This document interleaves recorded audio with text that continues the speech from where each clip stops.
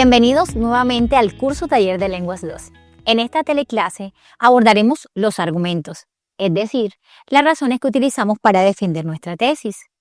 Para empezar, vamos a reflexionar en torno a la siguiente pregunta. ¿Alguna vez has intentado convencer a alguien de algo? Piensa en una ocasión en la que quisiste persuadir o convencer a alguien de que viera las cosas desde tu perspectiva. ¿Qué tratabas de convencerlo? Si nos damos cuenta, en todos los contextos de nuestra vida diaria siempre estamos haciendo uso de la persuasión. Estamos intentando siempre convencer al otro con nuestros propios argumentos, ¿cierto? Entonces, este tipo de argumentos es algo que utilizamos en nuestra vida diaria, no solamente en el contexto profesional. Por lo tanto, hoy aprenderás tipos de argumentos, contraargumentos y su evaluación, la clasificación de los argumentos. Pero antes de aprender qué es un argumento, veamos lo que no es un argumento. Un argumento no es una opinión, porque una opinión es una creencia o juicio personal sobre algo. Es un punto de vista subjetivo que puede variar de una persona a otra. Ejemplo, persona 1 dice, las palomitas son mucho mejores que el helado. Y la persona 2 dice, bueno, esa es tu opinión. En este orden de ideas, un argumento es una forma de presentar y defender una afirmación o posición. Por ejemplo, el consenso científico es claro. El cambio climático supone una amenaza significativa para nuestro planeta y las futuras generaciones. ¿Quién lo está diciendo? Una entidad, ¿cierto? El consejo científico. Otro ejemplo, el clima está cambiando. ¿Por qué no lo hacemos nosotros?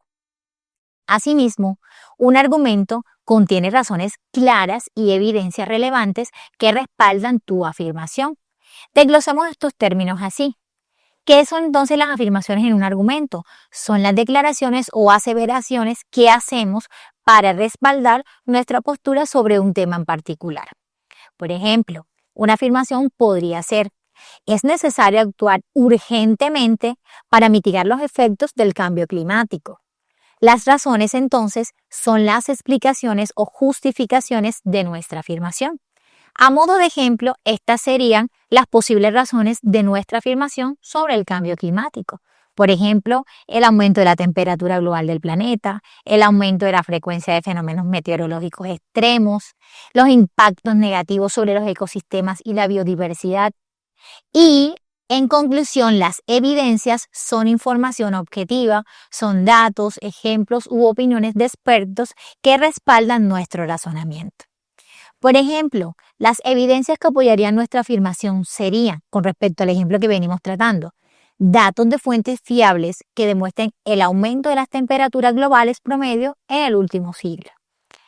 Ahora, en lo que compete a la secuencia lógica en la construcción de un argumento, se debe seguir un orden secuencial, ¿cierto? Una secuencia lógica, y dentro de las más comunes encontramos la forma deductiva y la forma inductiva.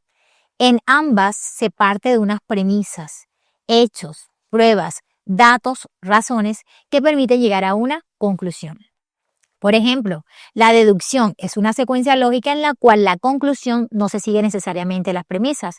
Un ejemplo de razonamiento inductivo lo podemos ver, por ejemplo, cuando partimos de lo general a lo específico. Un ejemplo, premisa 1, todos los hombres son mortales.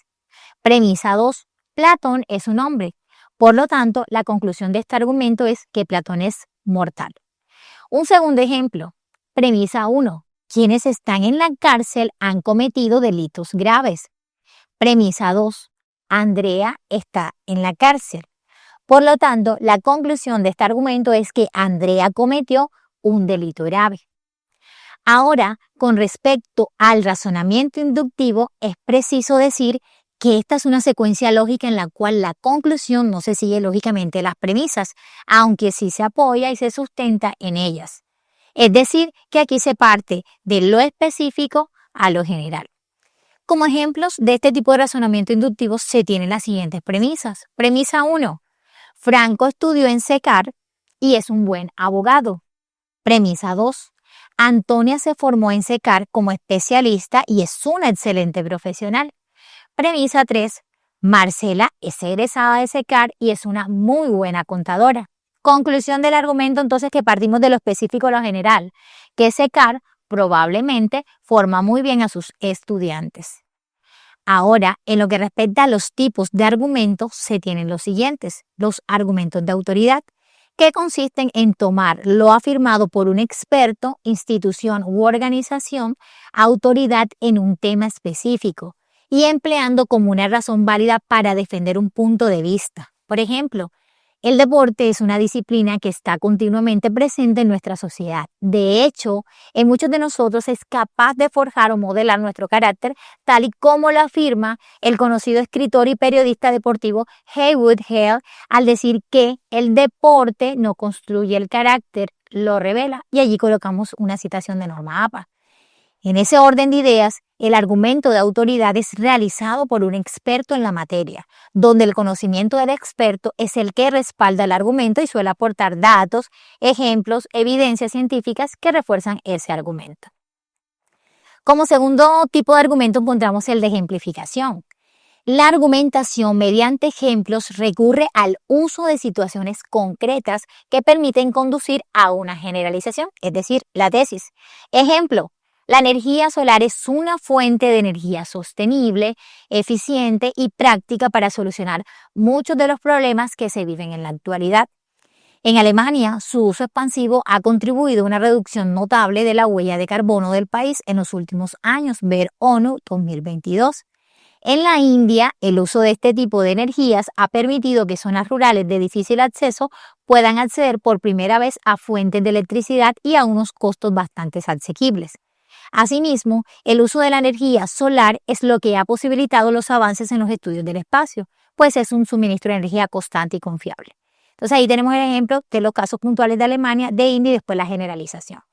En lo que respecta al argumento de analogía, este tipo de argumento suele confundirse con el de ejemplificación. Sin embargo, en la argumentación por analogía, en vez de multiplicar los ejemplos, se toma uno y se establecen las semejanzas entre este y el ejemplo proporcionado para concluir la tesis. Dentro de sus características se encuentra: el argumento analógico es aquel que parte de una semejanza, donde se concluye una similitud de dos o más objetos que se estén comparando. Los argumentos analógicos se refieren exactamente a dos cosas o exactamente a una sola propiedad. Entonces, por ejemplo, la gente lleva su coche a arreglar y a revisar cada pocos meses sin problema. ¿Y por qué no prodigan los mismos cuidados a su propio cuerpo? Entonces, el Dr. Vire afirma que nuestros cuerpos funcionan igual que los autos. ¿Sí? Es decir, en este contexto, este ejemplo, el cuerpo humano es como un coche.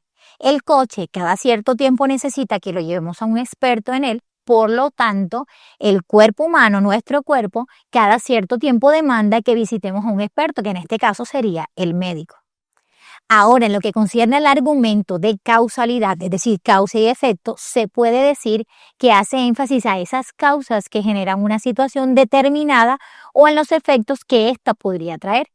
Por ejemplo, se suelen enfatizar más las consecuencias. Un ejemplo en esta oración: el abuelo está enfadado porque el perro rompió el jarrón. ¿Cuál es la consecuencia? Que el abuelo está enfadado. ¿Y cuál es la causa? El perro rompió el jarrón. A continuación, para este tipo de argumentos te comparto algunos conectores utilizados en este tipo. Por ejemplo, porque, pues, puesto que, ya que, debido a que.